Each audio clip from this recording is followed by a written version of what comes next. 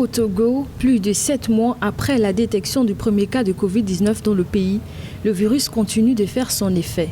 Mardi 13 octobre 2020, le Togo a franchi la barre des 50 morts liés au coronavirus. Malgré la sensibilisation médiatique sur la pandémie, le respect des mesures barrières semble rester en berne, une situation qui préoccupe les autorités togolaises. Pour rappel, au Togo, la plupart des victimes de la Covid-19 sont des patients diabétiques. À ce jour, le pays compte 1996 cas de Covid-19, dont 1489 guérisons et 51 décès.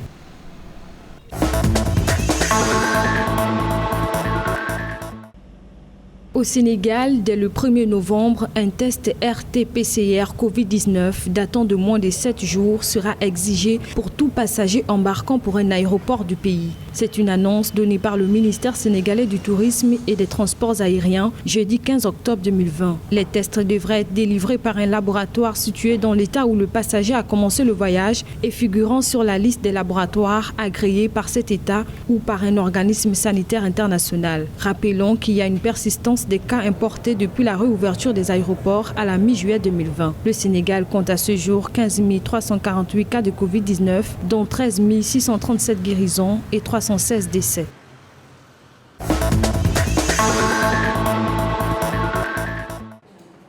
Au Niger, jeudi dernier, les élèves des établissements publics et privés ont repris le chemin de l'école sur toute l'étendue du territoire national pour la rentrée scolaire 2020-2021. Après un report de 2 semaines pour cause d'inondation et dans un contexte de Covid-19, les élèves peuvent reprendre les cours. Pour rappel, les fortes précipitations enregistrées depuis le début de la saison des pluies en juin ont fait en septembre 71 morts, près de 36 000 personnes sinistrées et causé d'importants dégâts matériels. Une situation qui avait contraint le gouvernement à reporter de 2 semaines la rentrée scolaire initialement prévue au 1er octobre. Le bilan du Niger à ce jour fait état de 1207 cas de Covid-19, dont 1124 guérisons et 69 décès.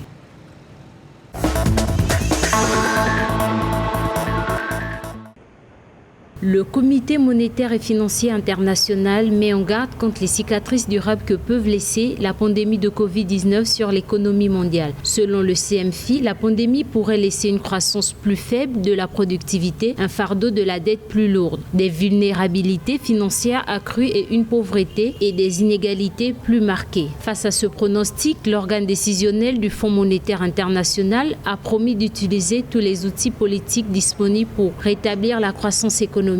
Le FMI a révisé à la hausse les prévisions pour 2020 concernant l'économie mondiale, les faisant passer à une concentration de 4,4%.